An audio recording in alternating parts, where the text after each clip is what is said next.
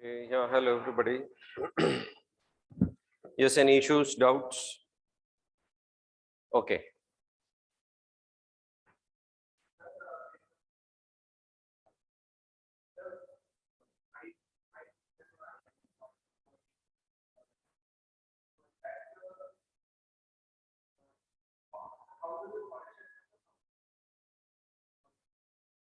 Conscious is a function means conscious activity like thinking, feeling, those psychological things.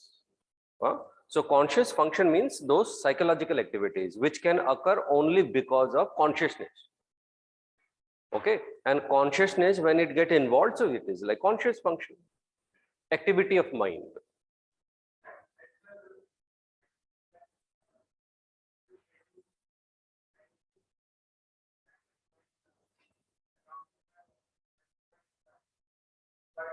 Yeah, it is actually deduced, no? It is deductive, not deduced. The sentence is that it is not deduced, but it is intuitively induced. Means it is intuitively known. I was pursuing my method of doubt universally and deliberately. I was completely involved into that. Then all of a sudden, I came to know that I can doubt each and everything, but I cannot doubt the doubt. So it is intuitively known. It is not deduced. It is not deducted. Right? Once cogito is established, then based on this cogito, I will make deduction. So it is not deduced, but it is deductive. Isn't it? So that's the meaning. Anything else?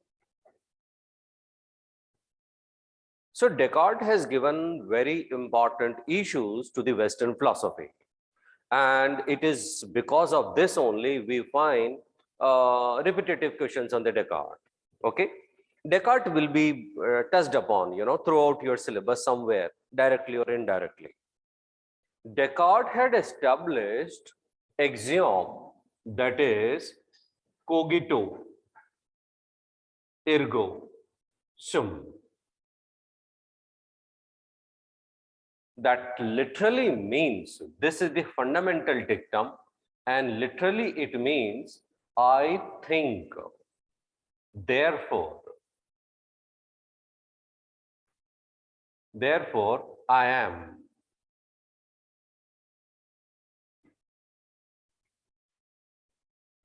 Okay, according to Descartes, this is axiom. This is the first certain truth. And obviously, consequently, we see that this dictum forms the foundation of his entire philosophy. The superstructure of Descartes, whatever Descartes is built on this. Okay? Why? We will see in the form of deduction. How did he derive this? By using method of doubt. He pursues method of doubt, and through that method of doubt, it is intuitively known. Method of doubt itself is a part of Cartesian method, isn't it? That is itself a Cartesian, part of Cartesian method, deductive method, mathematical of method of philosophy. This he has derived by analyzing Max. Okay, so metaphysical truth, what is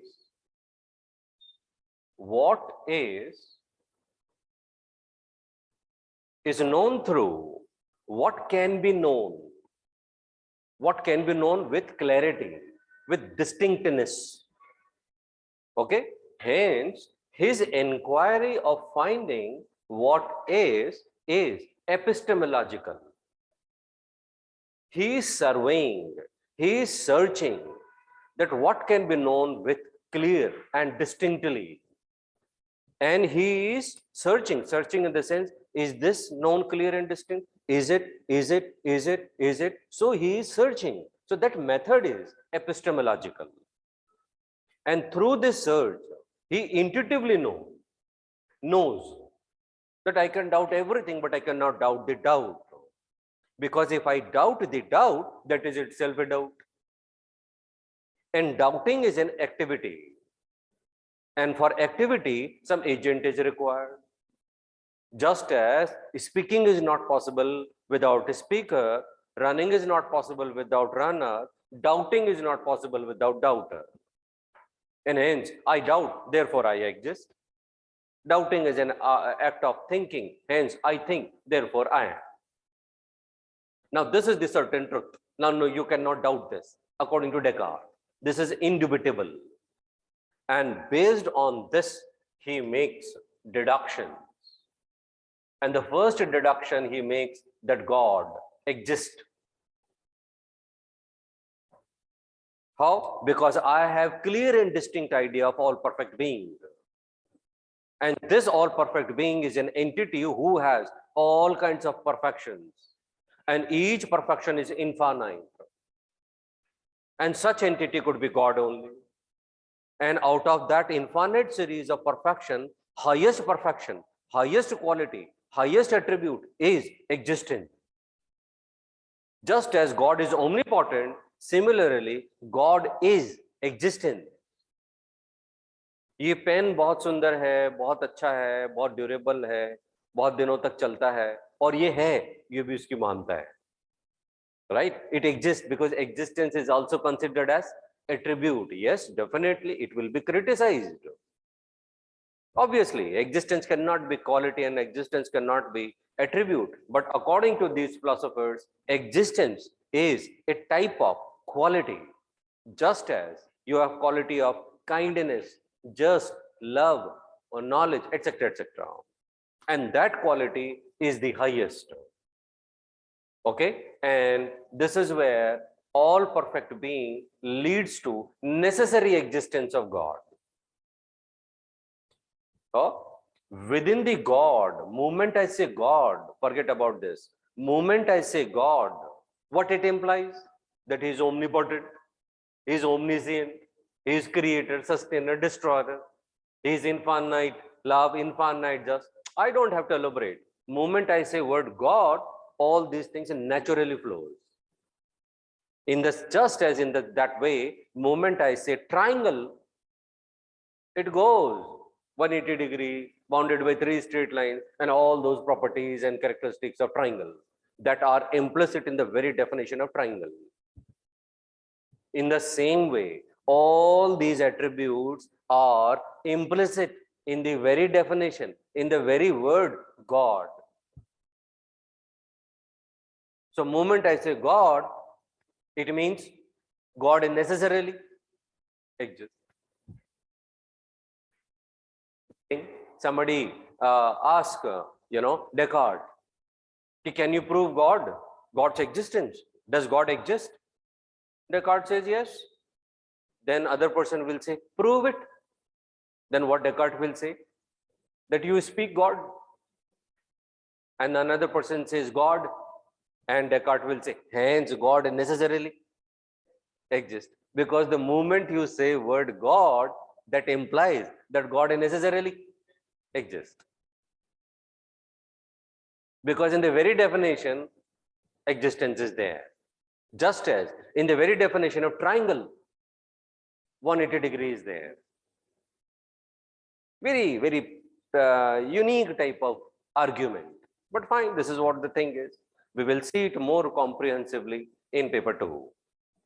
Second is, external world exists. External world exists. But how did you prove this external world exists? Are you experiencing? Are you proving the external world on the basis of experience? Descartes says no. Then how did you prove this? Because I have clear and distinct idea of external world. And since it is clear and distinct, it is innate and it is true. And all these clear and distinct ideas have been planted in me by all perfect being, that is God. And he won't deceive me. Why? Because he's a perfect being. And perfect being want to do imperfect things. Hence, the very idea of external world, clear and distinct idea of external world, proves that external world necessarily exists, because God will not deceive me. And the third is, which we have discussed, that is body-mind dualism. There is a dichotomy between two entities, okay, mind and body. Both are fundamentally opposite. They have contradictory properties. If one is unconscious, other is conscious. If one is extended, other is unextended. If one is divisible, another is indivisible. This is part of our day-to-day experience. This is supported by our common language. This is supported by our common sense. Hence, dichotomy is a part of our experience. Hence, body-mind dualism. Yes, now the problem will be that relation between this body and mind. How you will establish a relation between them? Remember Sankhyan, they have tried a lot to establish relation between them. Real contact, then they refuse, and then say some proximity of contact, then semblance of contact. They're trying to establish a relation between these two. But every effort went waste. Every effort had some serious problem. One who is able to establish a logical relation between these two, he will obviously become consistent philosopher. Isn't it? You see, you just recall Indian philosophy, you will find what I'm saying. And if you have certain fundamental flaws, you will not be able to establish relation between these two. And the same problem Descartes faced, mind and body. Why? Because we find that both interact. I just have an idea that I should raise my right hand, and I have raised my right hand. So how mind is influencing body? I see a snake and my whole body shivers, trembles with fear. See, mind has influenced body. And we have seen that Descartes explains such relationship by his philosophy of interactionism.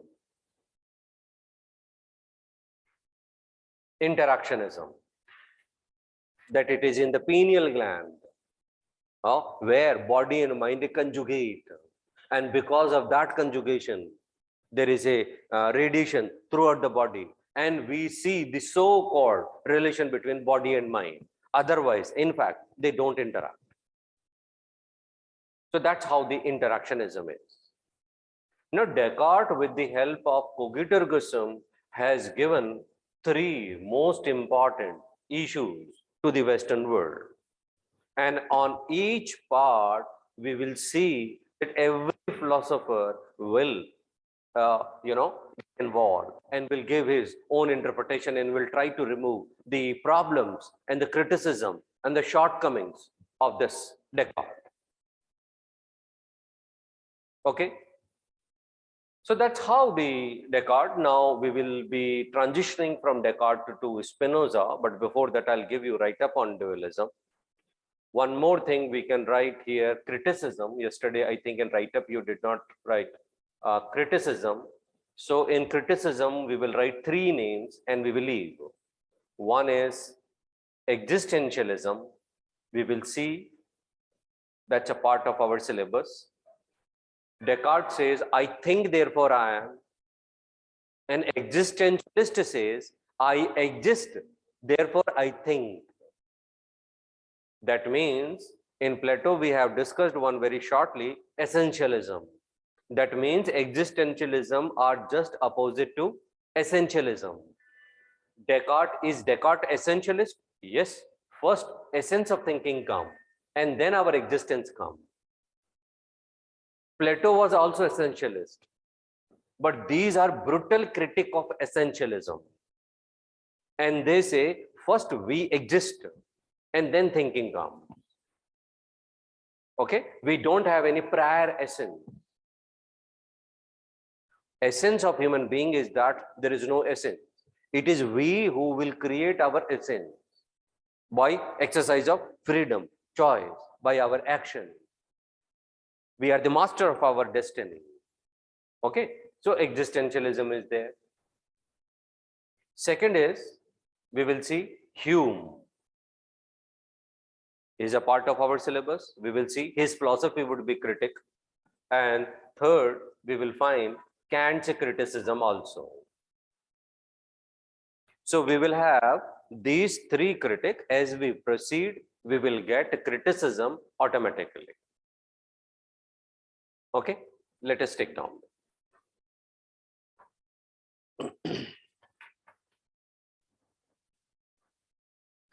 Cogito, I think you have written. Just write in continuation of that criticism, give heading critic, and write these three names.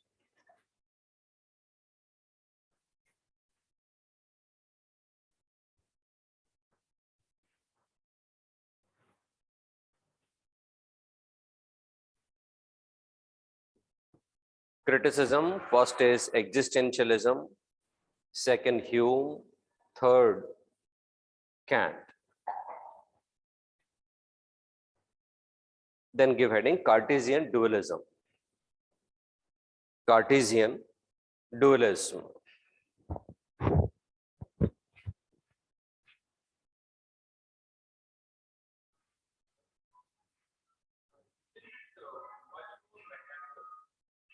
Which one? Yeah, we have discussed. Yeah, it's a mechanical explanation. Interactionism is mechanical. Then only we had referred to Sankhyan, and we have seen that how spiritually and teleologically they have explained.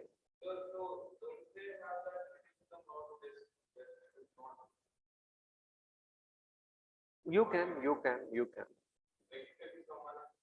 If someone has read Indian philosophy, then he will be giving that it's too mechanistic explanation. But you can write, no problem. Write in Cartesian dualism. Experience of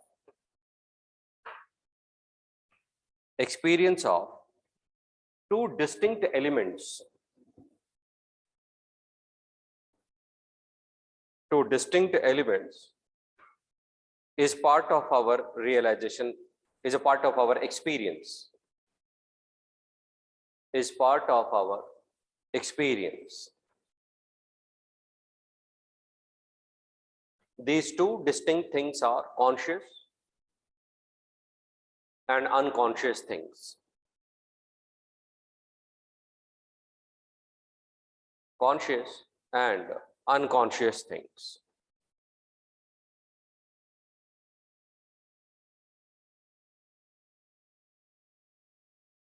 Such a dichotomy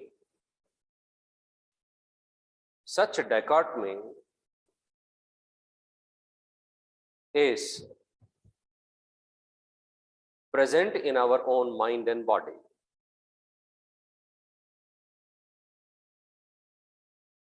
Such dichotomy is present in our own mind and body.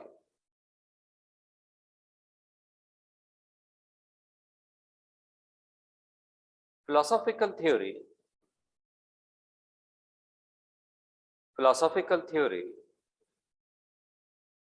based on such dichotomy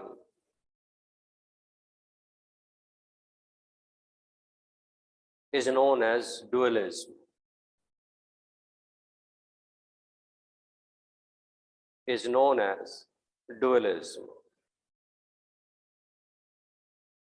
Next point.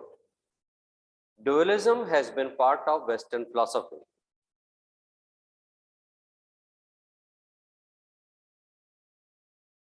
Dualism has been part of Western philosophy and was present in Plato as well as Aristotle.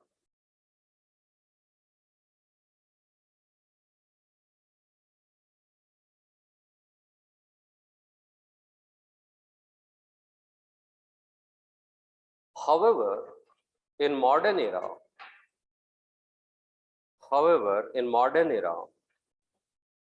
Descartes was the first dualist. Descartes was the first dualist.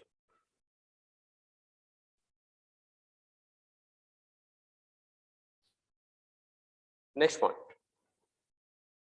Descartes have also given theory of substance.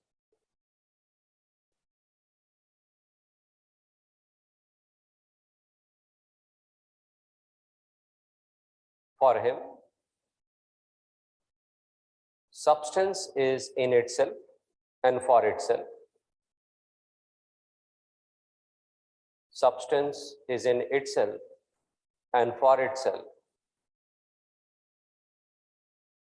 hence independent and absolute. Hence, independent and absolute. However, he accepts two more: substance.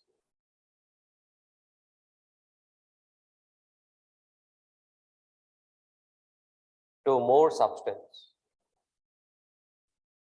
that is, body and mind. That is, body and mind. However, they are relative substance. However, they are relative substance.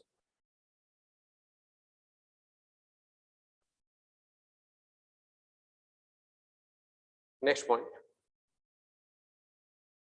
Both body and mind, body and mind have fundamentally opposite nature.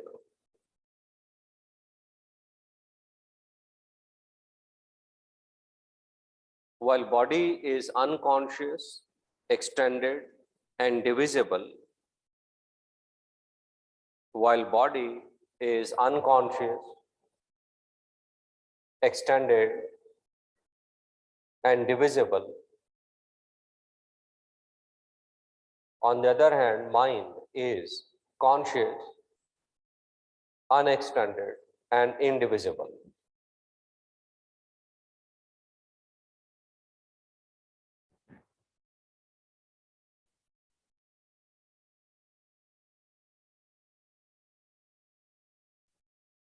Next point. Such a dualism is supported by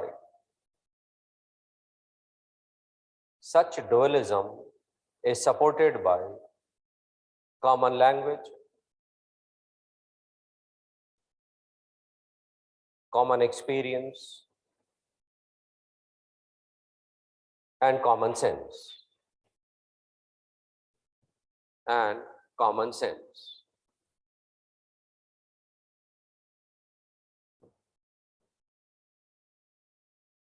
Next point. Since they have contradictory properties,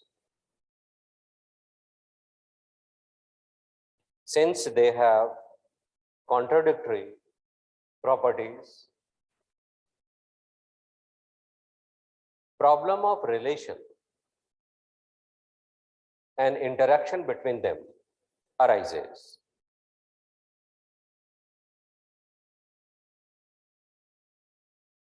Relation and interaction arises. Because as a part of experience,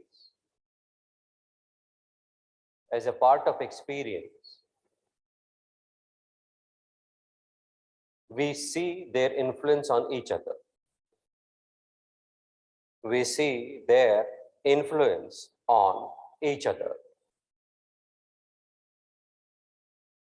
For example, on seeing a snake,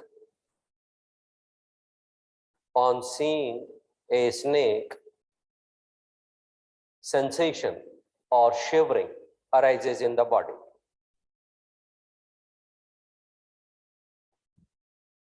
Sensation or shivering arises in the body.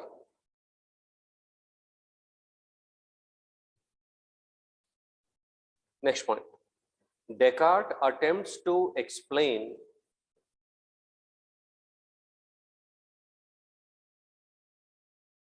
Descartes attempts to explain such interaction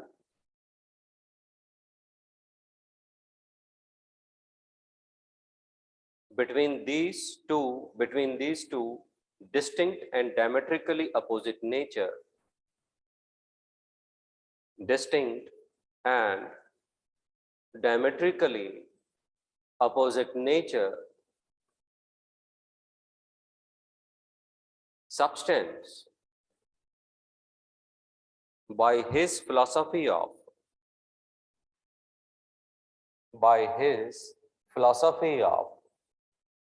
interactionism.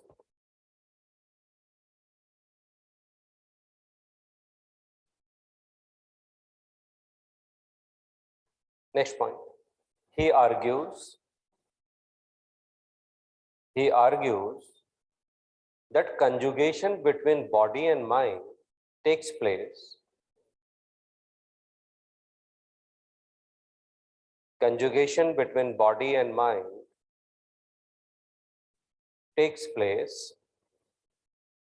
in the pineal gland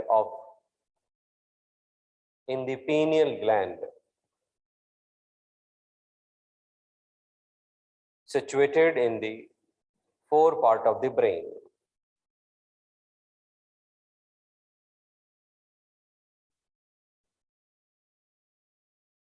Situated in the forepart of the brain.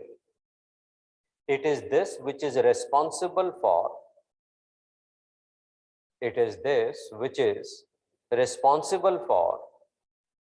mutual and interconnected activity. Mutual and interconnected activity.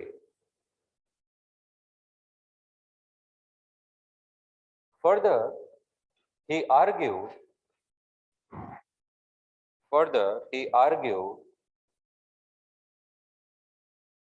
that God is the motivating force. God is the motivating force behind this conjugation.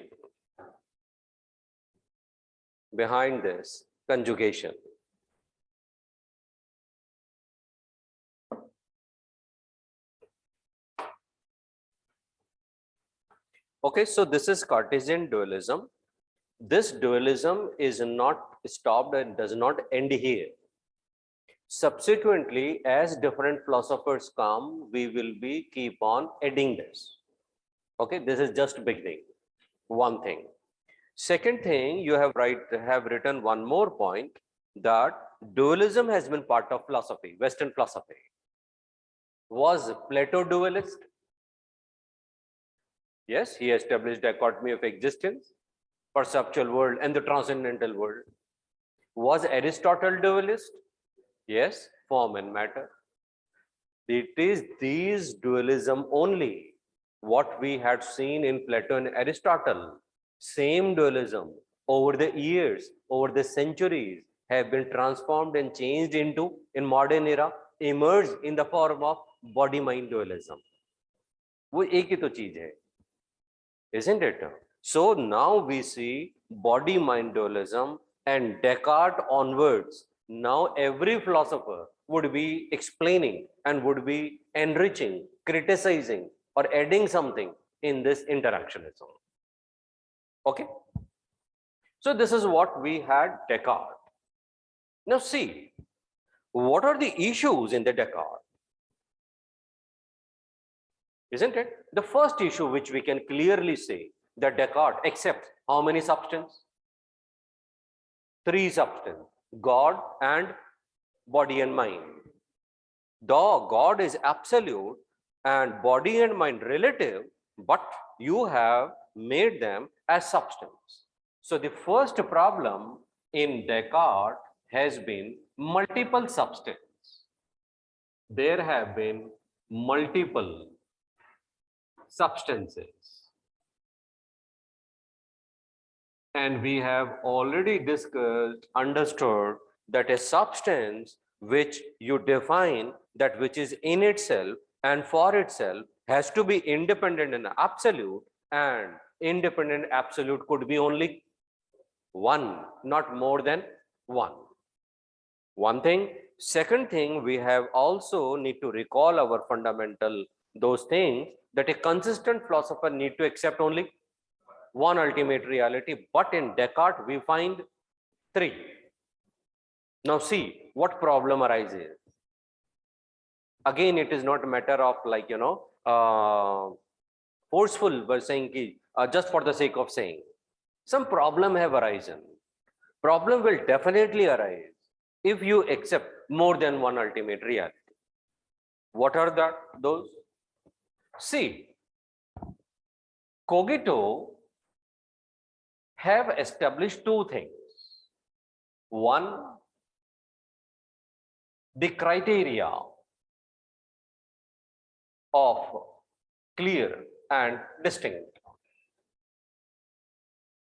isn't it? And second is the criteria of truth. Of course, clear and distinct are the criteria, but how we will have, through what means we will have clear and distinct idea? For that, he says that this is lumen naturel. Lumen naturel. What does it mean? It is clear light of intuition. Rationalist philosopher hai, and as a rationalist philosopher, he will believe in experience or intuition. Intuition, because intuition is a characteristic feature of reason, right? So, lumen natural is intuition, and through intuition, he is getting clear and distinct ideas. And his criteria of truth is that everything should be intuited and that should be clear and distinct ideas. That's how the criteria of truth is. Both are interlinked, both are like two sides of a single coin. So Cogito have established these two things. It means Descartes will have intuition, and through intuition he will have clear and distinct ideas. So he will have, for example, clear and distinct ideas. He had more intuition, hence more clear and distinct ideas. He will keep on having intuition, and he will keep on having what? Clear and distinct idea. He is not concerned with the confused idea. He is not concerned with the inadequate ideas. He is not concerned with the fictitious ideas. He is concerned only with clear and distinct. And clear and distinct are acquired ideas or innate ideas. Innate, because he is a rationalist and he is believing in outer in intuition. So those are innate ideas. So hua kya? What had happened? That Descartes had many intuitions, and with intuition he has made various clear and distinct ideas. Ye aa gaya. But now he wants that these ideas should have necessary connection. One idea should necessarily lead to other ideas. There should be necessary connection among these ideas. But he is not having a necessary connection. He has created discrete ideas.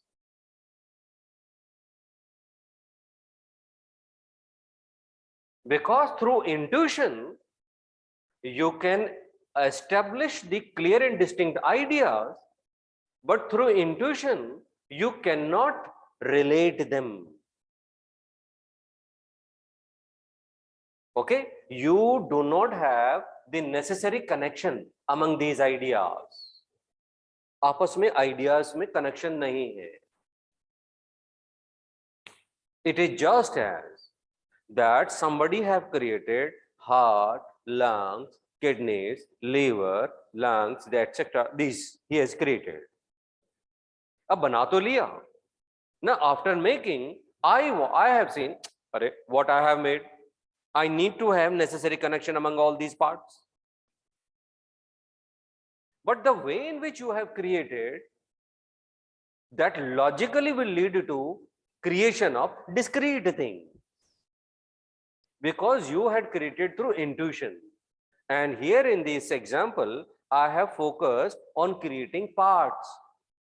Are you getting my point? I have created parts. But after creating these parts or these organs, now I want that it should function as like a human body. And it cannot function as a human body until unless they have some necessary connection. And that necessary connection is missing in this. And without a necessary connection, Descartes cannot have a rational philosophical system. He cannot have a system. A system is that which is functioning as interrelated organic whole. This is a system. It is functioning as one unit, though it has many things, yet it functions as one unit. Getting my point? So through intuition, he creates various discrete ideas. Yet he wants to have a rational philosophical system, which he cannot have until unless these ideas are necessarily connected. And he is lacking that necessary connection. He is lacking that necessary connection among these ideas.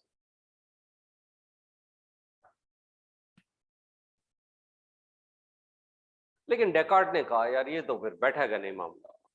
It's not like worth, because these ideas should have necessary connection. So here Descartes got stuck up. And he really wants to have necessary connection. Hence, at this point of time, he looked upon to the God, and he brought God into the system. And then says that such necessary connection is provided by God, because body and mind are dependent on God, isn't it? So he makes these body and mind to be dependent on God. Hence, that God is that element that provides a necessary connection among these ideas. And he feels that he is successful in creating a rational philosophical system. But now we say, look, God has been exported from or imported from outside. God is not coming out inherently, it is something which is coming from outside, and hence such a thing cannot function as organic system, as an organic whole, क्योंकि आपने किसी को element को बाहर से डाला है. You have infused God from outside.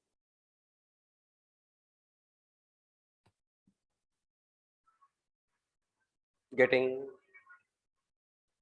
Just tell me that once I have created different organs like heart, lungs, kidney, liver, etc., etc., if I join them together,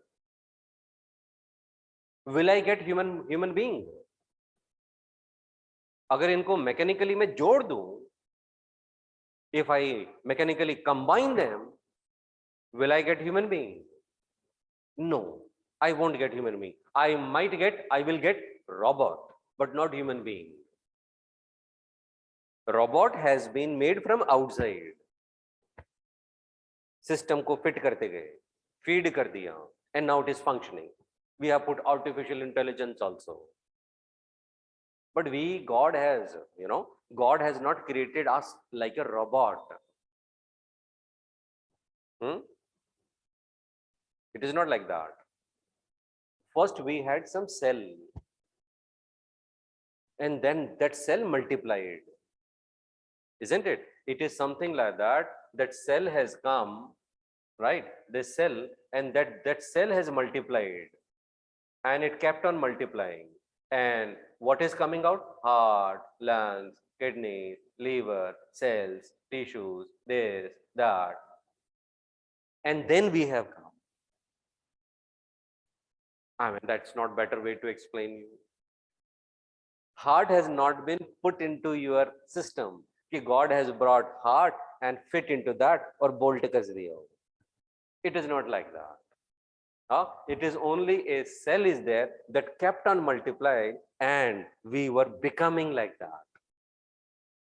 So robot is system or is this system?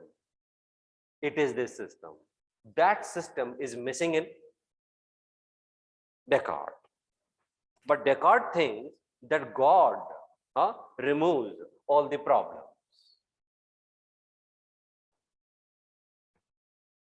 But we say that no, issues are there. It is not yet organic system. It would have become organic system. It would have become rational philosophical system if all these ideas would have necessarily emerged from God himself.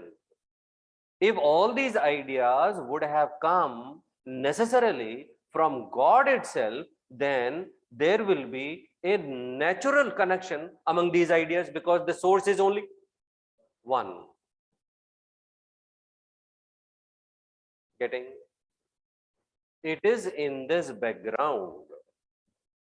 It is in this background we have Spinoza.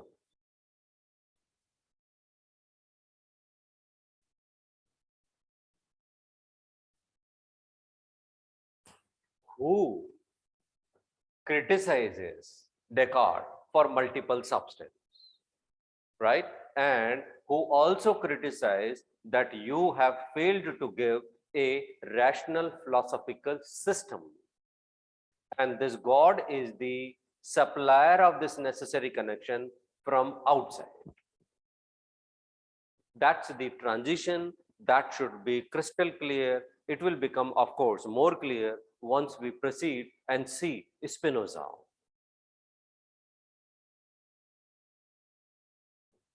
But still, from Descartes to Spinoza, we should be able to appreciate this transition. Okay, so Spinoza will reject multiple substance. And now Spinoza's main concern is to remove this deficiency. Descartes had initiated rationalist philosophy in modern times. Spinoza also rationalist, also mathematician, and he will further extend this rationalism only. At the same time, he will remove the problems and deficiencies of Descartes. Okay? So we say that Spinoza is also rationalist and he is also mathematician. Spinoza have understood the problem and he says that necessary connection is coming from outside. What if all these ideas come from the single idea or single entity? Then the problem of necessary connection will get removed for forever because they will be having naturally connection among them. Hence, Spinoza was confused, was desperate to resolve this issue. यार क्या करूं मैं? So that I remove this problem. Okay, and at the same time, Spinoza begins with the vision of unity of all things. Vision of unity of all things. Very important statement. Unity of all things. He had the vision of oneness. Okay, he sees the unity. Now he wants to establish the unity, the oneness, the Advaita kind of thing. And at the same time want to remove the problems of Descartes. Or you can say, if he successfully removes the problem of Descartes, obviously we will be leading to unity of all things. Okay, so Spinoza says that I want to establish one such axiom from where I can show that everything coming from this axiom. I repeat, Spinoza, as a rationalist and mathematician, also adopts a mathematical method, deductive method, and now he says that I want to establish one such axiom from where I can show that everything, whatever that which exists in this entire cosmology, necessarily comes from that axiom. Just as one necessarily comes from the definition of triangle, in the same everything means this table, me, board, pen, you, tree, bird, etc., etc. Everything, all that which exists in this entire cosmology should necessarily, I'm focusing on the word necessary, should necessarily flows or comes from that axiom. एक ऐसा axiom मैं बनाना चाह रहा हूं. And if I'm able to establish that axiom, problem will get resolved, because all these ideas will come from that axiom, and hence all these ideas will have obviously necessary connection, and hence there will be integrity. Hence heart will be logically connected with brain. Brain will be logically connected with other parts. I don't have to make that connection, वो natural होगा. Getting? तो अब Spinoza wants to establish such axiom. How did Descartes establish such axiom? By method of doubt. He searched. He was searching that axiom. Kahan axiom? Here, here, here, here, here. And then intuitively he found, oh, I got it, cogitoergoism. And based on cogitoergoism, then he made deduction. He made deduction.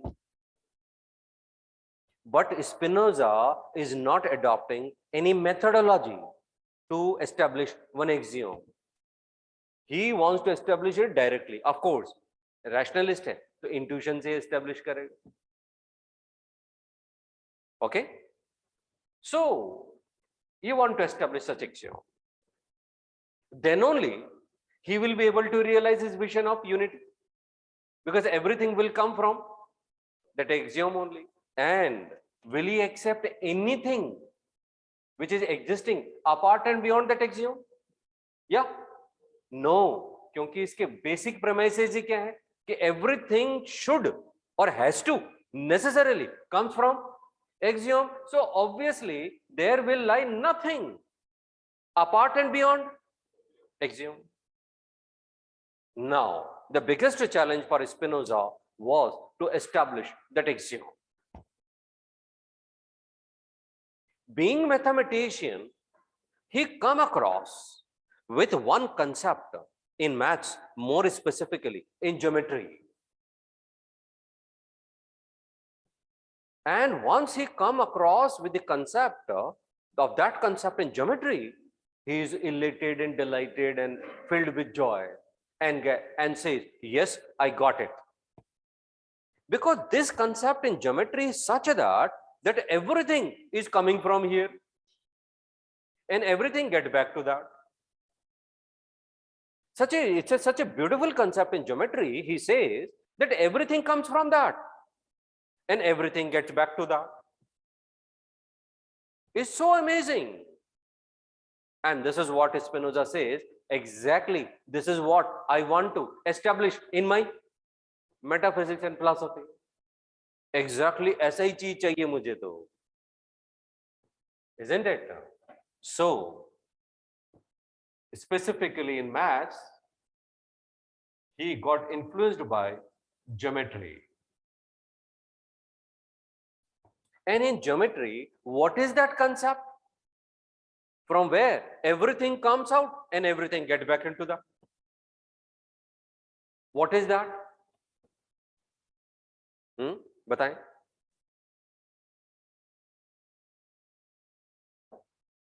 Geometry में एक ऐसा concept है, उसी में से सारी चीजें निकल रही हैं और उसी में वापस जा रही हैं. What is that concept in geometry? Those from science background, they should not take so much of time. Yes, what geometry is what? Geometry, how you define geometry? Study of angles, okay. Huh? Yes, that's much better. Figures, study of figures. Yes, थोड़ा सा और improve करो. It's a study of figures, okay, agreed. But let us refine it. Yes, origination from line, that origination from point. We have study of different figures like study of triangle, circle, hexagon, polygon, pentagon, etc. etc. बिल्कुल ठीक है. Now you tell me from where this triangle has come.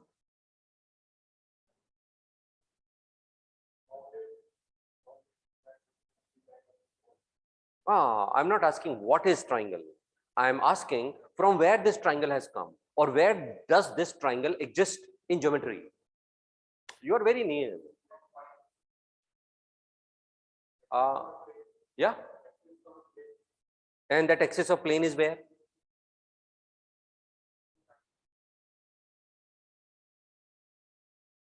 And it's not just 2 dimensions, it's a 3 dimensions, it's a 4, it's a 5, you know, there are a lot of dimensions.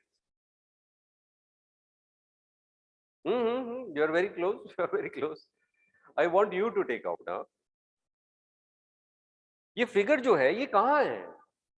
Triangle, circle, कहाँ बन रही है ये? हाँ, no. कहाँ बन रही है ये? Geometry. Geometry is the study of space.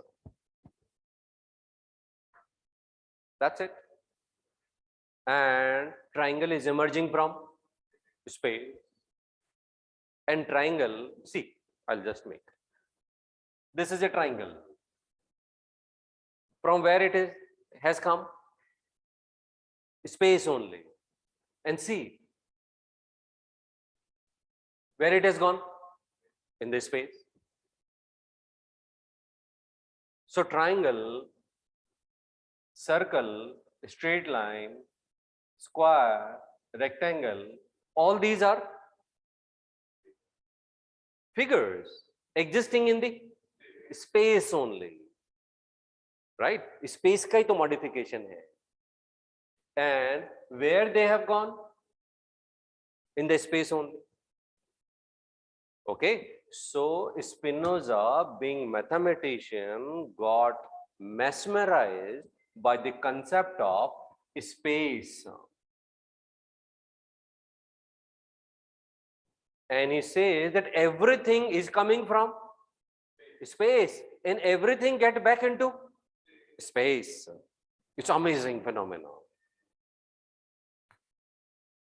Right? And geometry is nothing but the study of space only. There only you have 2 dimension, 3 dimension, and this dimension and that dimension. Same way, just as space is there in the geometry, Spinoza says, I want to establish such a concept in my philosophy. And that would act as my axiom. And just as everything coming from space, I will show that everything comes from this axiom only. And it will get back into this axiom only. And hence he says that such axiom is substance. Such axiom is substance. And what is substance? He says substance is in itself, for itself, and conceived through itself. That is known through itself,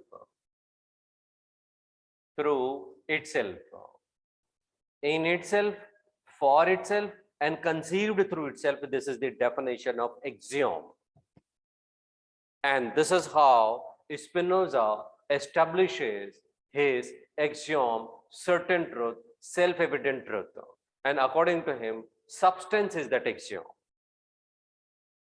Since he is a mathematician and since he has also adopted deductive method, hence, based on this definition, he will make deduction. He will make now deduction.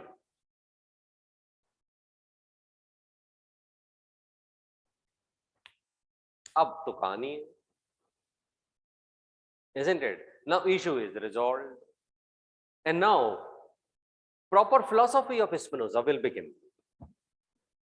Our only challenge was this phase, transitioning from that part to here. I'll again remind that in Western philosophy, only this is the challenge. इसके अलावा कुछ नहीं है. And your all efforts has to be in the Western philosophy. Okay? Indian philosophy conceptual nahi hai. People start with Indian. I also start with Indian. I could have started Western also. But fine, everybody have their own system. So Indian is factual. But when it comes to Western, it requires conceptual clarity to the highest level. And I'll make you, these people, conceptually, you will be, delighted. You will see these things from different perspective. अब job बहुत आसान है. Things have got simplified to the highest level. Now you will appreciate because now you have backup of Indian philosophy. Isn't it? So now axiom, substance, influenced by geometry, and hence his mathematical method is known as geometrical method. Descartes, mathematician, mathematical method, Cartesian method. Here it is slightly changed, geometrical method, both are mathematician, both are mathematical method, but here geometrical method. And in geometry also, we establish and make deduction. Theorems padhe hain humne. We have read so many theorems in geometry. So now they are dealing and explaining the mysteries of life, like they are solving theorems of maths. Okay, so that's axiom, and now he will make deduction. Now you tell me, if this is the definition of substance, then how many substance? Then there could be how many substance? One. Hence he says substance is one. And Descartes, how can you say that there are multiple substances? Hence he rejects multiple substance. Okay? If this is one, then it will be dependent or independent? It will be independent. Will it be relative or absolute? Absolute. क्योंकि है ही अपने आप में एक. And since it is independent and absolute, it is self-determined, self-contained, self-explanatory, self-proved, self-existent. सब कुछ वही है, self-existent. It is, isn't it? It is eternal. Eternal in the sense it is timeless. It is beyond space and time. It is really the ultimate, the supreme, the absolute, the independent reality. There exists nothing apart and beyond substance. It is self-known. It is self-explanatory. It is known. If there is some other entity is required to know this, in that condition, it will be dependent on that. But it is independent. Hence, can there be anything apart from outside it? No. And his basic premises is only this, that he want to establish one such axiom from where everything is coming out necessarily. So obviously, there won't exist anything beyond and apart from it. Hence, it is eternal, self-determined, self-contained. It is causa sui. It is causa sui. That is self-caused. Isn't it? It is self-caused. It is one. And since it is one, ये है ही एक. So will it be unique? Yes, it is unique. And since it is unique, can we describe it through ordinary language? No, ये तो है ही एक, क्योंकि हमारे language तो will apply on those things where we find comparison, similarity, differences. It is one in itself. And it is uniquely individual. And since it is uniquely individual, it is beyond finite speech, language. And since it is ultimate reality, it is transcendental reality, it is beyond our finite speech, thought, language, senses, intellect, anarvachaniya, chatuskoti vinirmukta. Isn't it? Every determination is negation. If I say substance is infinite, but the person who is defining is finite, but substance is infinite. So what that comes out of me will be only this much. इसी को मैं बोल रहा हूँ, it is infinite, but it is beyond that, which my intellect cannot even grasp. My intellect cannot even catch it. So every determination is negation. It is beyond finite speech, thought, language, senses, intellect. It is anirvachaniya. It is chatuskoti vinirmukt, we used in Shunyavad. And hence, we say the best way to describe substance is through niti niti. Not this, not this. And niti niti logically implies what? Iti iti, it is this, it is this. And iti iti, it is this, it is this, makes substance most positive entity and most inclusive entity. We have taken complete roundabout and have reached to the same thing from where we have started. ET have led to that substance is all inclusive. But that was our basic premise, that everything will necessarily come from substance only, and this is how they come. These are the certain deductions, okay, based on the definition of substance.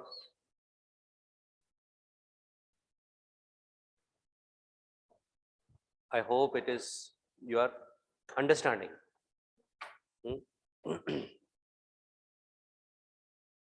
And I also presume that you have understood the transition from Descartes to Spinoza. Right?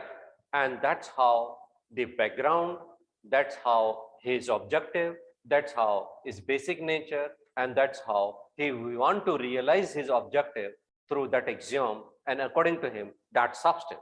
He defines it. Based on this, he makes deductions, which will obviously come like this only. Nothing mechanical, everything is coming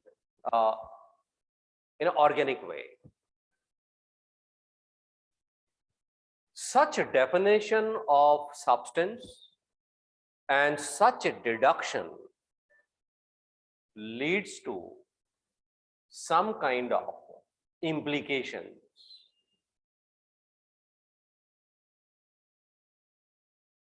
Some kind of implication. Now, I repeat, definition and deductions have certain implications. What are those?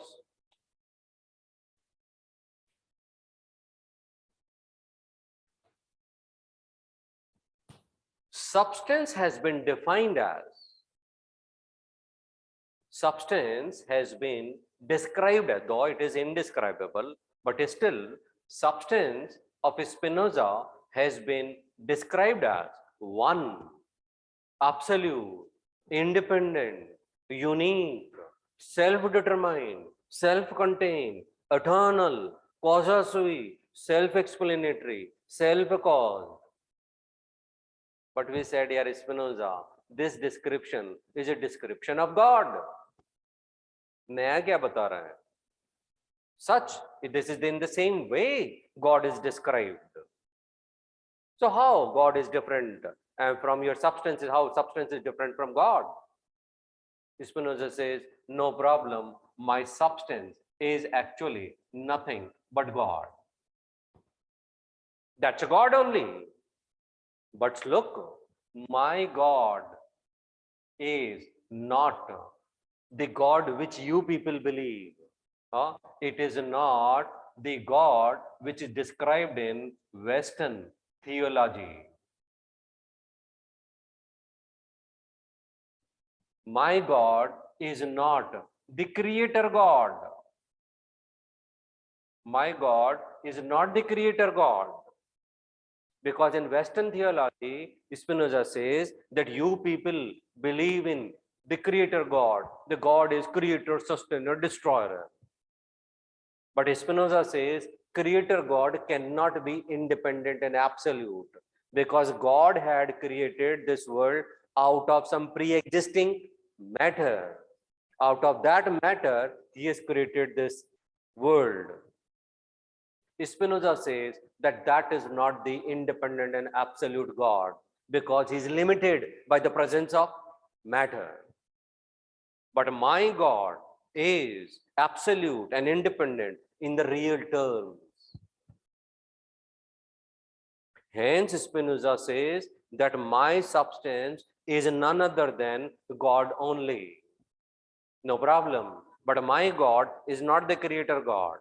My God is not the God, the kind of God which you people believe. You people means the traditional religion believe. My God is not that. Getting? Second implication. See, just visualize this entire nature, this entire cosmology. Just think, you पूरे ब्रह्मांड को just have a visualization. And now you tell me, is there anything which exists beyond this entire cosmology? क्या इस पूरे ब्रह्मांड के beyond भी कुछ है क्या? जो आप सोच सकते हैं कि यार वो भी हो सकता है. I mean, that also comes in Brahman, right? Cosmology. So nature, this nature conceived as a whole, is there anything existing apart and beyond that nature? Yeah? Yes? No. Everything is coming from? Everything is coming from? This tree has come from? Yeah? अरे सोचना नहीं है. Nature. And it will get back to, we all have come from, and will get back to nature. Hence, nature conceived as a whole. Nature conceived as a whole is actually nothing but substance, because substance ke beyond bhi nothing exists. Everything is coming from substance only. And everything gets back to substance. That means nature conceived as a whole is actually nothing but substance only. Is that fine? Hence, now tell me, nature conceived as a whole is substance, and substance is nothing but nature, and nature and substance are, see on the board. सोचना नहीं है. So substance is nothing but, oh, that's fine. Substance is God. And substance is also nature. Hence nature is God. Hence, tell me, this thing, table, has come from nature, right? It has come from nature. This tree has come from nature. That means everything is coming from nature. That means this table is what? Nature. Because it is coming from, it's a part of nature only. So this is nature. This tree is nature. And nature is God. So this table is God. This tree is God. This bird is, rukna nahi hai. This bird is God. This board is God. Me, you, everything is, and God is everything. Everything is God and God is everything, because everything is nature and nature is everything. Hence, he says, look, nature is nothing but substance and substance is nothing but God. That means everything is God and God is everything, and hence it leads to a philosophy of pantheism. Pan means all, theism means God. That is, all is God and God is all.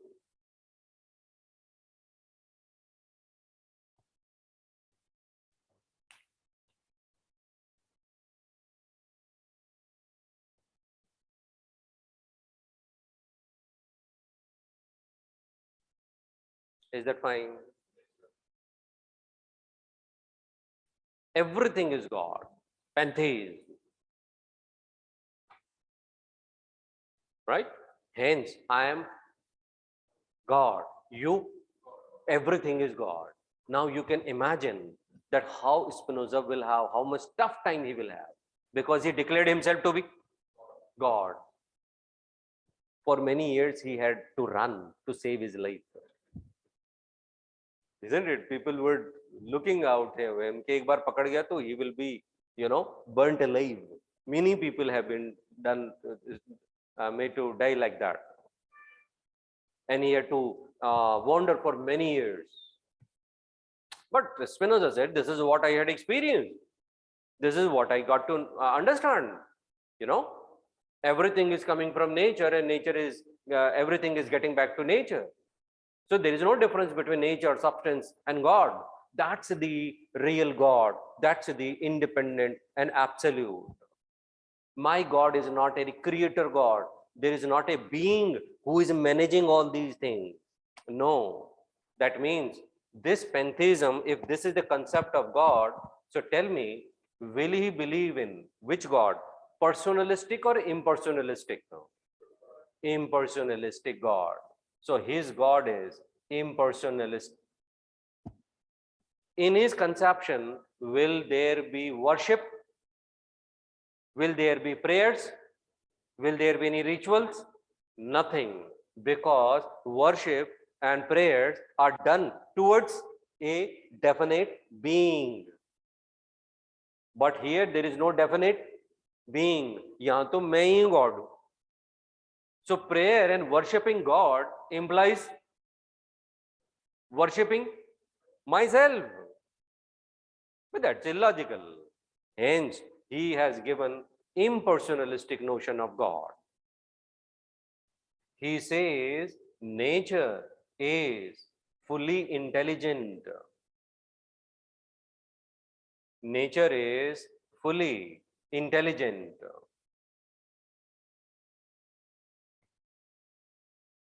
Infinitely intelligent. It need not to be governed by any transcendent being.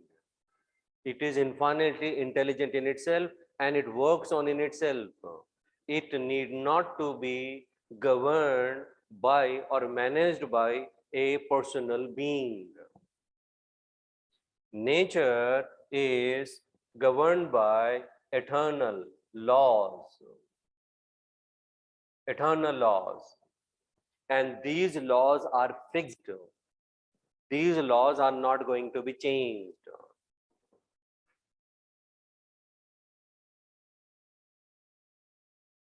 What does it mean? Nature is fully intelligent. It does not require to be managed by any entity. It works on its own. And nature is governed by eternal laws. इसके अपने laws हैं. Eternal laws. And laws are fixed. They are not going to be changed. Day, night, summer, winters, birth, death, morning, evening, night, they are fixed. They are not going to be changed. Hence, everything is determined.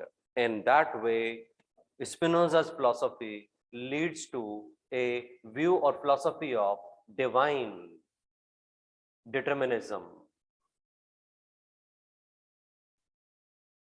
Divine determinism.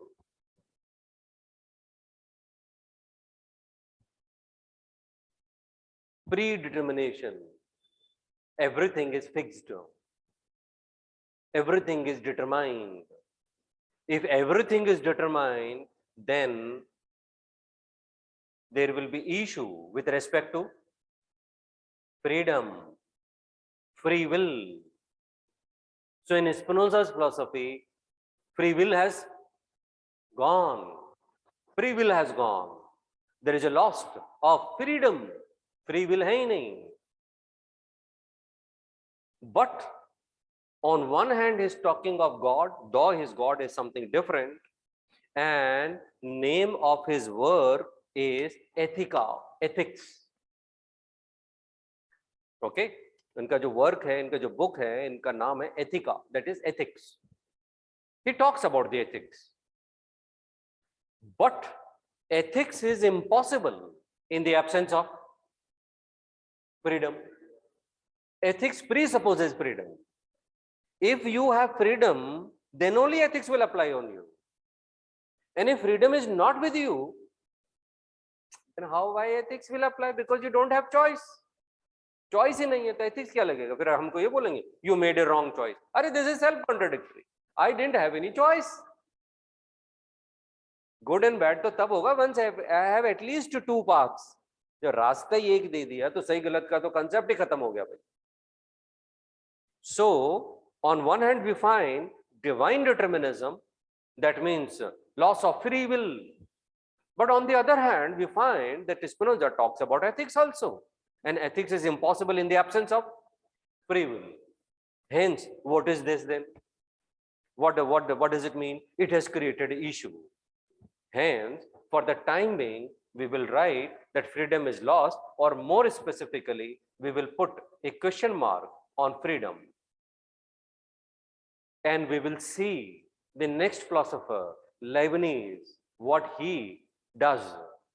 Because just as Spinoza had tried to remove the problems of Descartes, in the next philosopher, Leibniz will try to remove some problems of Spinoza. After seeing that, then again we will revisit this issue, and then we will try to discover that is freedom really lost, or is it there in Spinoza's system. But right now, we just are confining with this geometrical method, axiom, definition, deductions, and all these leads to certain implications, and these are the important implications of Spinoza's philosophy of substance.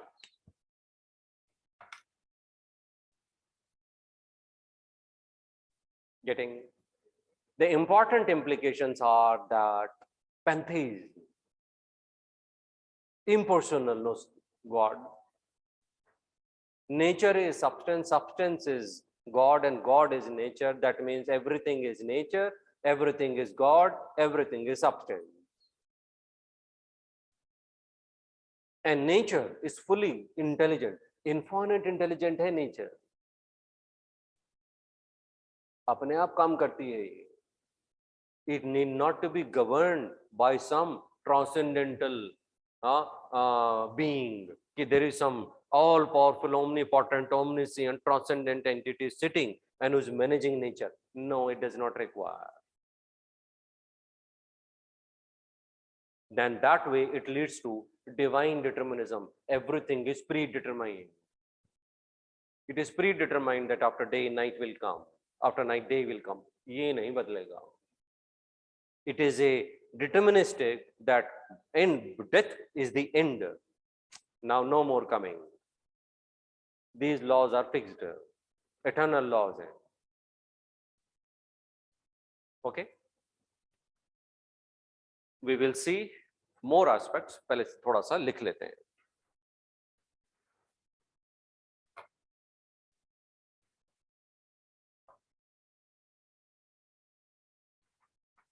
Give heading Descartes and Spinoza.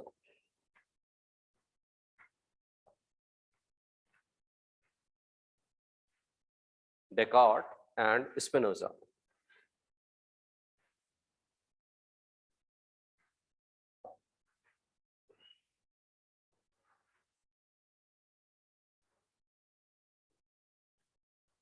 Cogito have established two things.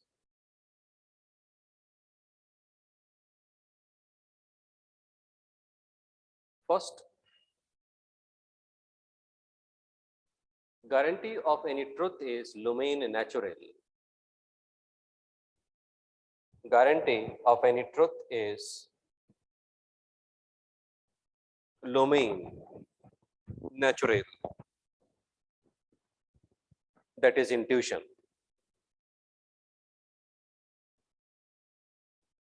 And second, criteria of clearness and distinctness. Criteria of clearness and distinctness.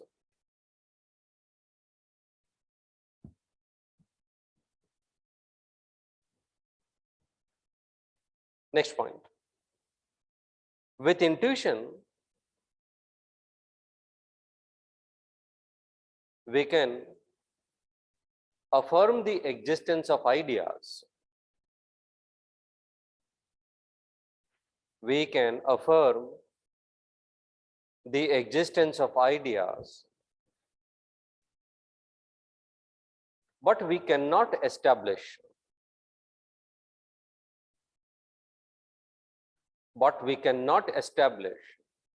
necessary connection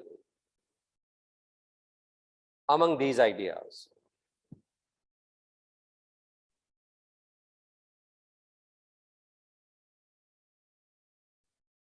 And without that, there cannot be rational philosophical system.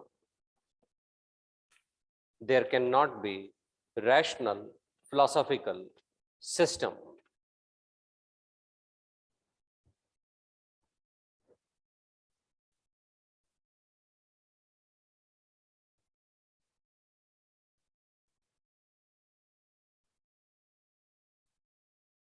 Next point. In that way, Descartes ends up creating discrete ideas.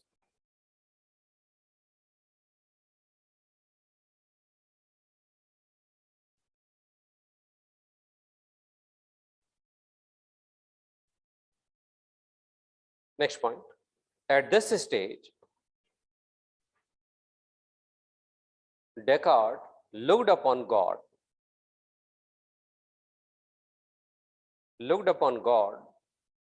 for supplying the necessary connection,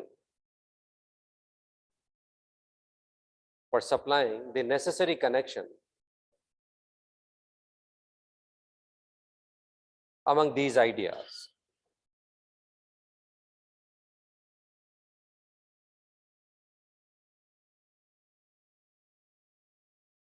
Next point. However, Spinoza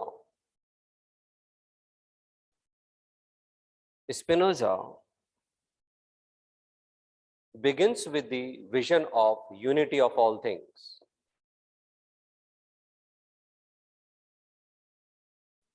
Begins with vision of unity of all the things.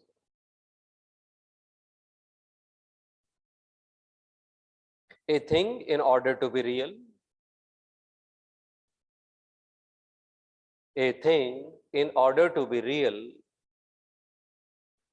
must follow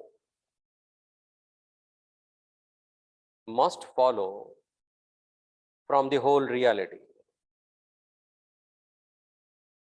Must follow from the whole reality.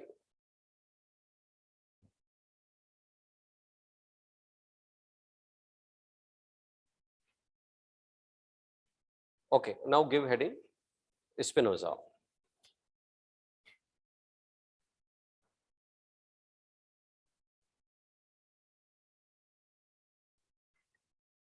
Right. Spinoza,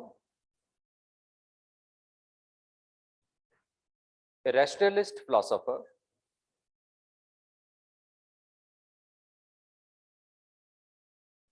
who also adopts mathematical method.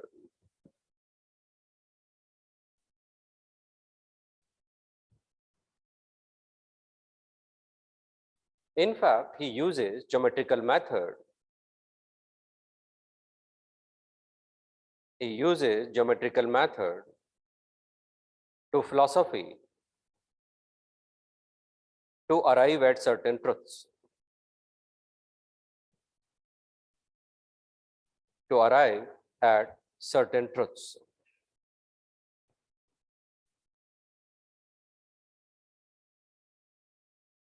Next point. To realize his vision of unity or oneness,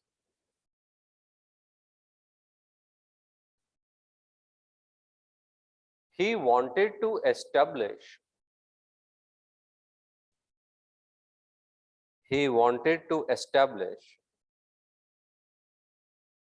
one such axiom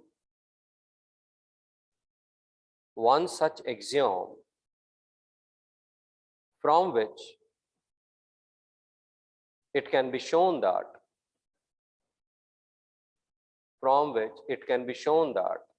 everything necessarily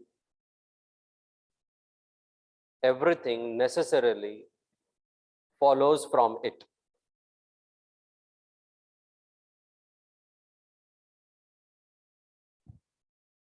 Next point. In this regard,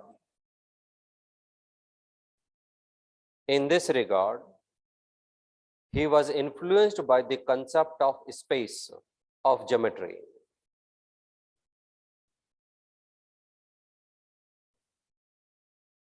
He was influenced by the concept of space in geometry. Next point. According to Spinoza, such axiom is substance.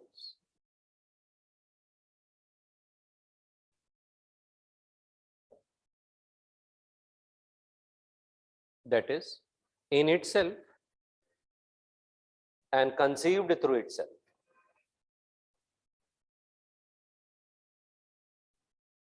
In itself and conceived through itself. Next point. Based on this definition,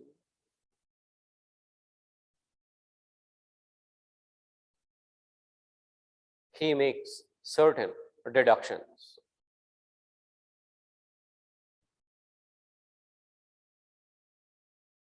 He makes certain deductions, such as first, substance is one.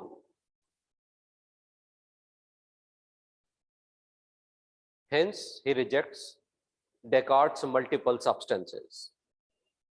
He rejects Descartes' conception of multiple substances.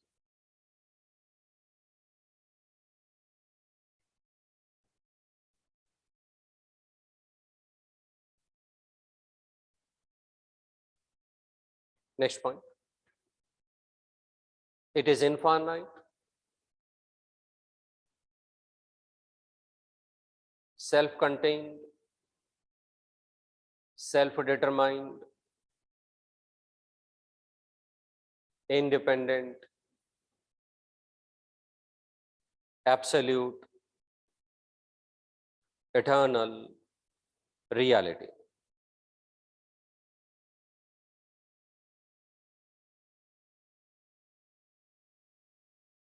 Next point. It is causa sui,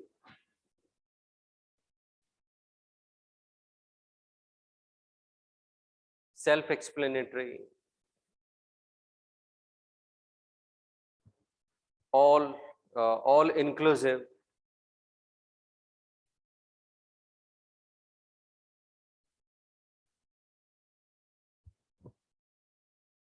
next point. It is uniquely individual. It is uniquely individual. Every determination is negation.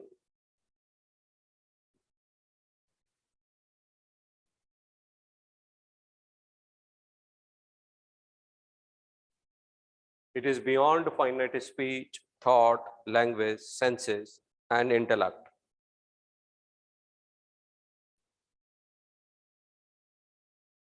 It is beyond finite speech, thought, language, senses, and intellect.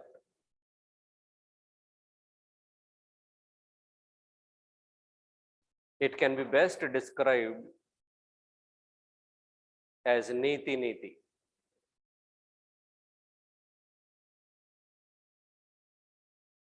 Just as Brahm is described, just as Brahm is described in the Upanishads.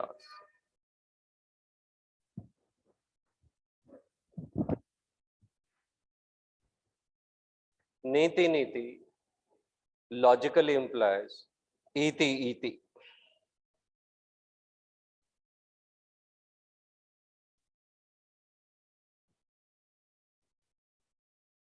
Hence, in that way, it becomes most positive entity and all-inclusive reality. Most positive and all-inclusive reality.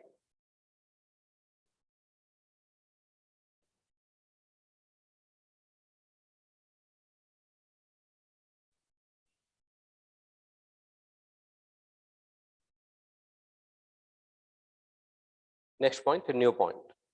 You just give heading implications.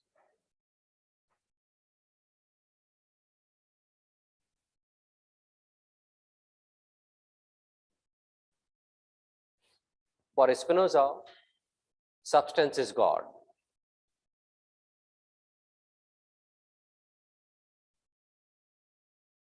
But he denies the concept of creator God. But he denies concept of creator God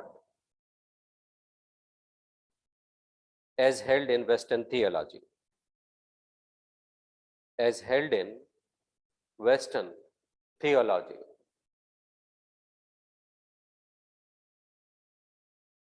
Next point. Nature conceived as a whole. Nature conceived as a whole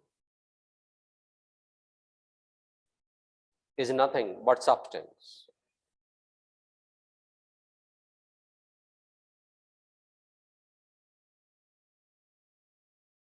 Next point. Hence, substance is God. God is nature, and nature is substance.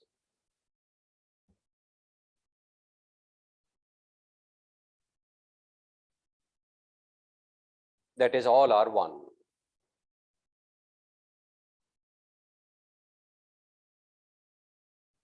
Next point, it leads to the philosophy of pantheism. It leads to the philosophy of pantheism. That is, all is God and God is all.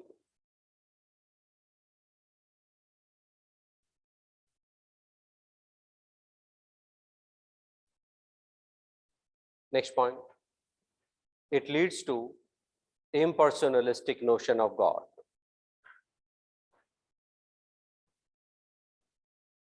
Impersonalistic notion of God.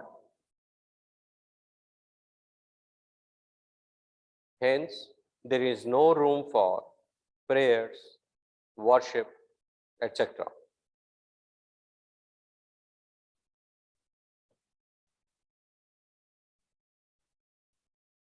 Next point.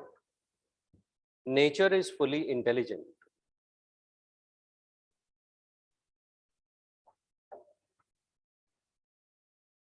Nature is fully intelligent and is governed by eternal laws. Is governed by eternal laws. Next point. As a result, everything is strictly determined. Everything is strictly determined.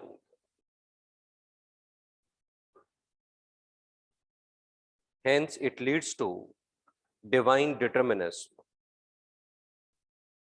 It leads to divine determinism.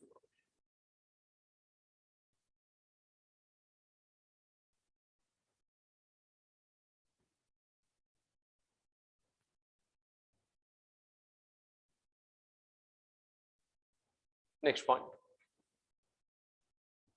God is conceived. God is conceived in two forms. Natura, naturans, and natura, naturata.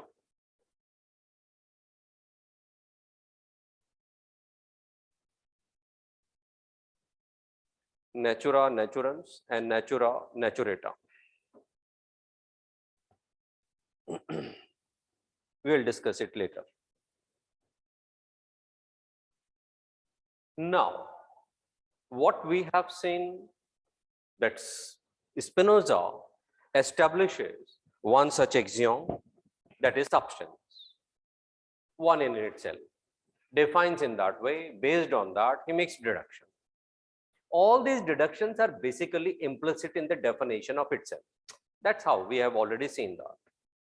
And based on this deduction, we have these implications, important implications.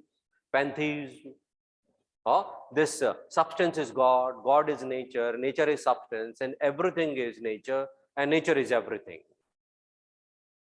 We all are nature. We all are God.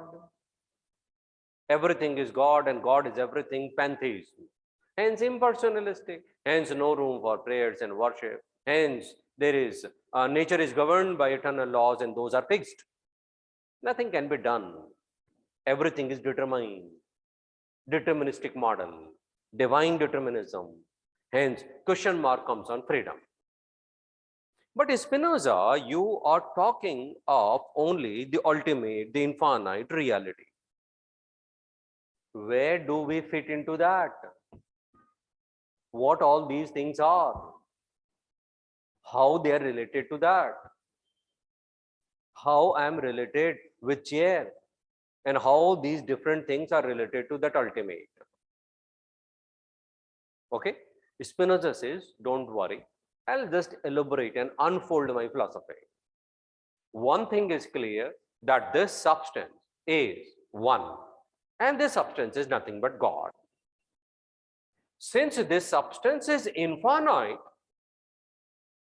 one in itself, and in one in itself, it is infinite. As far as visualization is concerned, you can see, you can presume that sky, clouds, sky is like substance. Everything is existing within that sky. We are coming from here, we are getting into that, within the domain. And that sky is what? Infinite. Since it is infinite, substance has infinite number of attributes.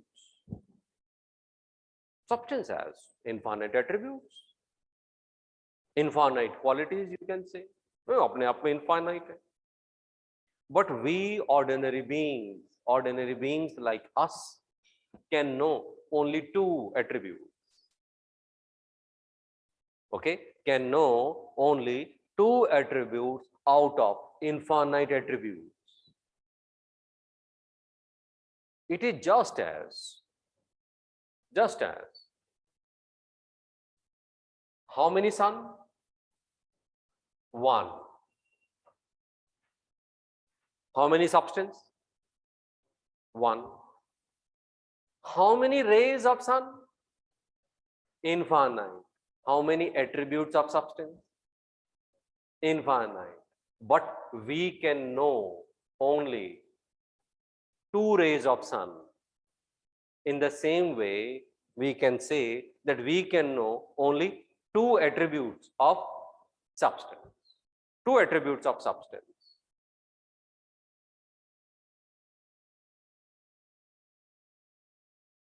Getting? We have compared with the sun. Sun has infinite attributes, okay?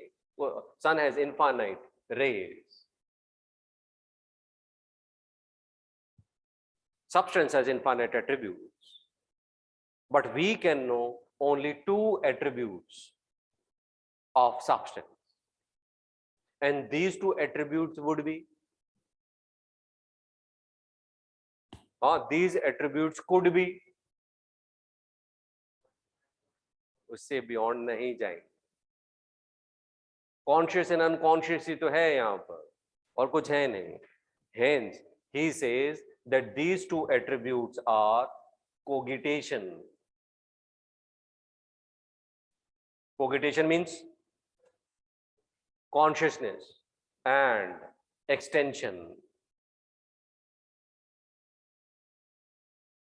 Hence, substance has infinite attributes and each attribute expresses the essence of substance infinitely. What are attributes? Attributes are the essence of substance. Okay, and each attribute expresses the essence of substance infinitely. But out of these infinite attributes, we can know only two: cogitation and extension. That means substance has infinite cogitation. It's infinitely intelligent. It's infinitely conscious. And it is infinitely extended, not unconscious. It is infinitely extended. Now you see the sky. It is infinitely extended and it is infinitely intelligent. Nature is fully intelligent, infinitely intelligent, and it is governed by its own eternal laws. And hence, substance is infinitely conscious and it is infinitely extended. Is that fine? But our question remains same, Spinoza. Where do I fit into this? मैं कहाँ fit हो रहा हूँ यार इसमें? Because till now you're talking about infinite substance, infinite attributes, that supreme ultimate reality. But where do I fit into that? So Spinoza says, you don't worry, that once this infinite cogitation, this infinitely intelligent nature, when it gets manifested as a finite manifestation, एक छोटा सा manifestation हुआ, then that is known as mind. And this infinitely extended substance, when it get manifestation, finite manifestation, एक छोटा सा manifestation हुआ, extension का manifestation हुआ, and this is what we got it. ये दिख रहा है ना आपको pen? It's extended from this point to that point. So this finite extension is manifestation of infinite, जो infinitely extended है, उसका finite manifestation ये है, and that we call it as a matter, or you can say body. See, I have some consciousness, I have some intelligence, but my intelligence is finite. So this finite intelligence is manifestation of infinite. तो infinite में से एक drop आ गई मेरे पास. And I have extension also. I'm extended from this point to that point. And that is finite manifestation of infinite extension. And that is like body, and that's my mind. These are cogitation and extension are attributes. And this mind and body, he calls them as modes.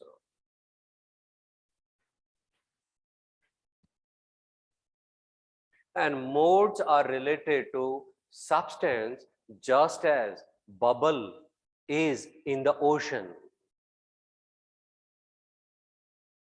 This bubble has come from where? This bubble has come from where? Ocean. This bubble comes from the ocean, exists for few moments. It got burst and got merged into ocean. In the same way, we come in this nature as a bubble. We come from the nature, exist for few moments, got burst and get back to nature only. That moment we call that 100 years. But that is, if you see from that eternal point of view, our existence is only that momentary. In that moment only, we create our whole world. Just as bubble comes in the ocean, exists for a moment, got burst and got merged into the ocean, in the same way, we all comes as bubbles in the ocean, exist for a moment, got burst and went back to nature, substance or God. We are finite manifestation. We are finite manifestation of infinite, of infinite. Just as in the ocean, we find waves, bubble, form, current, tides. In the same way, we see distinct variety, diversity, form, bubble, current, tides, waves, etc., ripples, ripple, form, wave. They have come from ocean and they will get back to ocean. In the same way, we all have come in the nature. We are manifestation of nature. We are manifestation of God, substance or nature. We are just like a wave in the ocean. We are finite manifestation of infinite. Getting? We are modes. Finite manifestation of attribute. An attribute is the essence of substance. See that in window, that sun ray is coming in the room. But this sun ray, drop of sun ray, is a manifestation of sun ray. And that sun ray is essence of sun. Getting? Sun is there, its essence, rays. And in our rooms, what is coming out? A drop of sun ray. We are like this drop of sun ray. Manifestation of essence, manifestation of essence, manifestation of sun ray. And sun ray is essence of sun.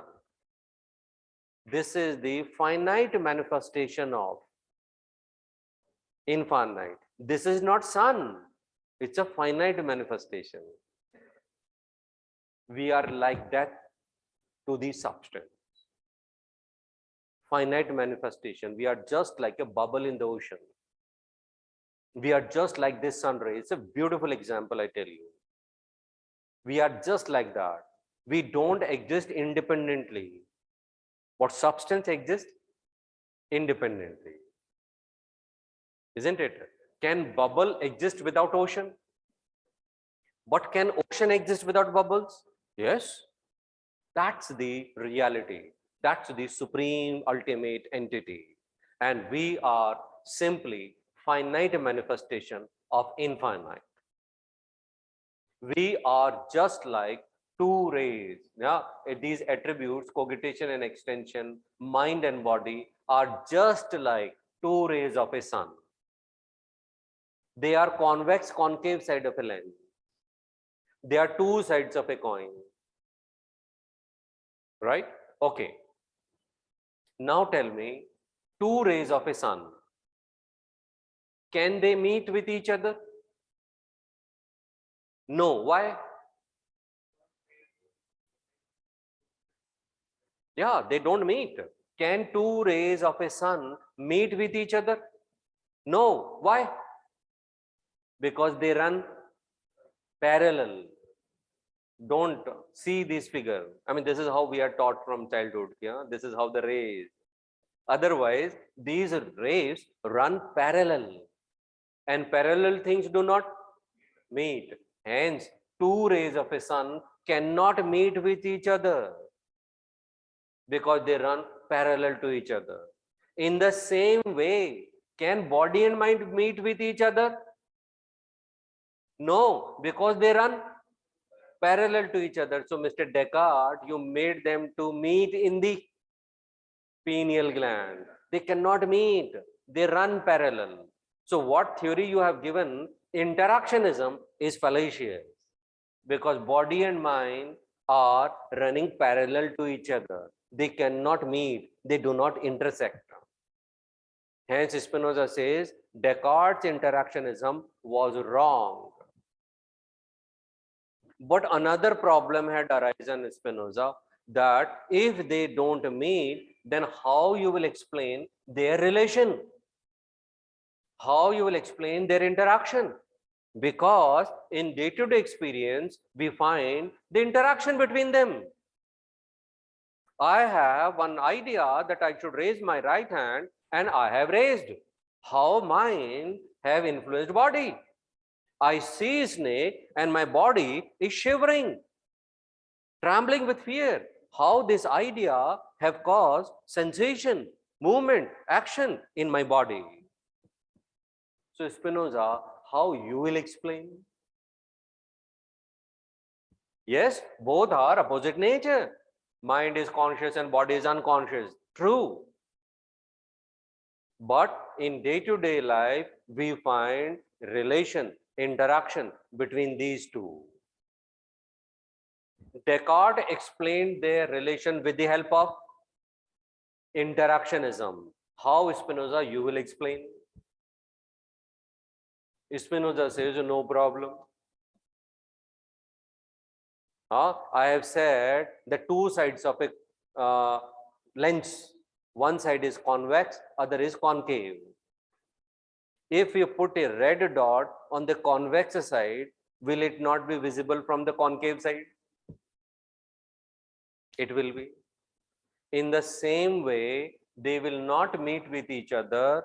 However, what is happening in one will have counter activity in other in the same order and the series. Why? Because both are inseparable things of one entity. So what is happening in one will get a counter activity in another in the same order and the series. It is simply like that, for example, I have one idea that I should raise my right hand. So idea has come in mind. Now this idea will have its counter activity in the same order and the series. My movement of hand. Mind and body are not meeting. लेकिन जो चीज एक में आई है उसी order series में दूसरे में भी आ जाएगी. Why? Because both are part and parcel of me only. Both are part and parcel of one entity, substance. Getting this view of explaining the relation between body and mind is known as theory of parallelism. You can now keep on adding your write-up of dualism. right? In earlier dualism, we had discussed Descartes, and Descartes' explanation was known as interactionism, and Spinoza's philosophy is known as parallelism.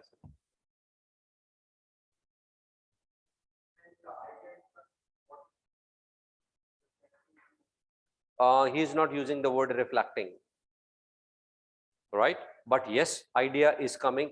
Not idea is coming, it's counter activity. Idea to mind mein aayega. Idea will come in mind, but the kind of action which is will come from this idea, that action will come there. Idea to mere mind mein hai, action mere body mein. From me, because these two are part and parcel of me. Just imagine that there is some black dot in the sun. This black dot will not get reflected here and here. Will it? So now you are asking from where it has come. क्योंकि इनका controlling force तो एक ही है ना. So what idea I have, what thought I have, that thought will have counter activity, counter activity in the same order in the series, in the other. And other, they are not independent. They are ultimately inseparable part of one ultimate, क्योंकि controlling force तो एक ही है. This is how he is trying to explain through his parallelism.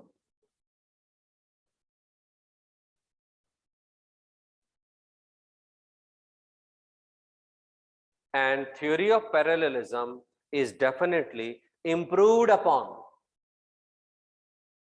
Descartes' interactionism, because Descartes' interactionism was too mechanical. यहाँ पर इतना mechanical नहीं है. Because why? Because he reduced everything to one entity. And once he reduces everything to one entity, everything will occur organically. Isn't it? It has infinite essence, infinite attributes, but human intellect can know only two. हमें तो दो ही पता लगती है. And you can presume this nature. थोड़ा सा visualization करना होगा. I'll give you some more examples. Fine. And sun ray, this drop of sun which is coming into our room is the best example.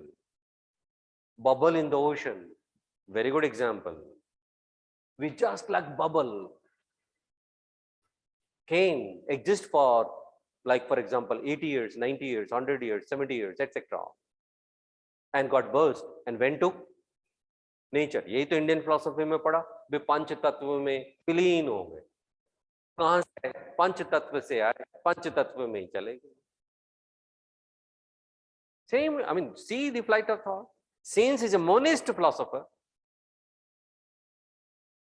his conception is, seems to be somewhat inclined towards, of course, you can say, Shankaracharya. वही तो है. Natura naturans, when you see God at the attribute level, then that is natura naturans. And when you see at the modes level, then that is natura naturata. These are the somewhat levels of reality we have seen in Shankaracharya. Paramarthik level, isn't it? Vyavaharik level. यही तो बात है, right? So that's how the thing is. So we have seen transition. Again, I'll emphasize on the transition from Descartes to Spinoza. Once we have sailed through that, then Spinoza, then we have the system. Mathematical method, geometrical method, concept of space, then we have substance, definition, deductions, implications, doctrine of attribute, doctrine of modes. So we all are modes. हम तो modes हैं. This is mode. I am also mode. Everything is mode. So we all are finite manifestation of that infinite. वहीं से आए हैं, वहीं चले जाएंगे. We have come from nature, we'll get back to nature. That's how the Spinoza is able to realize his vision of oneness. Unity. You, me, these things are not separate. We all are related. Isn't it? So that's how Spinoza is. Tomorrow we will see some more aspects of Spinoza, or not more aspects, we will slightly take more examples in fact. And we'll try to grasp what exactly Spinoza is saying. And at the same time, we will be seeing its critical examination also, because he has created some issues, okay, and some creation of some issues, and hence third philosopher Leibniz is in the pipeline. And he will start where Spinoza have created issues, just as Spinoza have started where Descartes have created issues. One issue we can see right now is that loss of freedom. Leibniz will come into the picture and will try to uphold and ensure and keep intact free will. ऐसे कुछ और issues हैं Spinoza में. We will see that tomorrow, and we will again see transition from Spinoza to Leibniz. Okay, and then we'll try to appreciate. Okay, fine. So let us wind up. Tomorrow we'll meet same time. After tomorrow, yeah, there will be some break actually. That's a good news for you, isn't it? So you will get enough time to revise. This time, I think I would be taking some 4 to 5 days break, right? So you will get enough time to revise. I wanted to finish rationalism so that I could announce test 1. Okay, but tomorrow rationalism will be over basically, but it will not be over as completely. Some here and there gaps would be left out. So, but mentally you should be prepared. And if you see in the back of your any booklet, then epochy schedule is given. Okay, and epochy schedule is given, and once you see test number 1, then you will find Western 3 topics have been there: Plato, Aristotle, rationalism, and Indian Buddhism, Jainism, Charva. These 3 Indian we have already done. Plato, Aristotle we have done, right? I just wanted to have one more class, but I could not take. Otherwise, I would have finished rationalism also. That means your test 1 is active. So I just need to announce that test 1 is date ko hai. You should appear for that.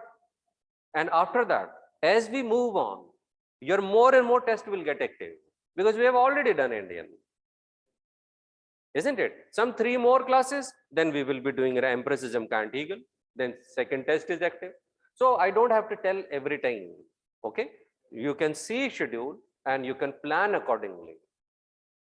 Okay, so now after tomorrow class, one more class I would require, that will be test 1 will become active. We will assign you course on the online, that will be online only. So you, if you can want to come over here, you can sit down and you can write test, but try to upload that PDF on the online platform only. That will be easier for me, because I can carry, you know, wherever I go, where I get time and I see. Hard copy I cannot carry. Okay, so that we will again discuss all those things.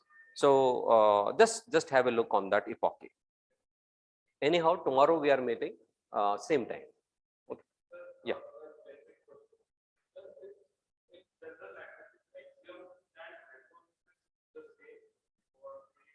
You can say same.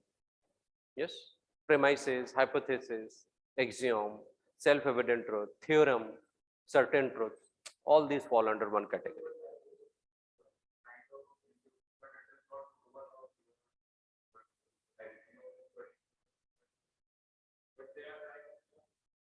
Broadly, we can say that, you know, that this is how you can say that Spinoza hypothesis.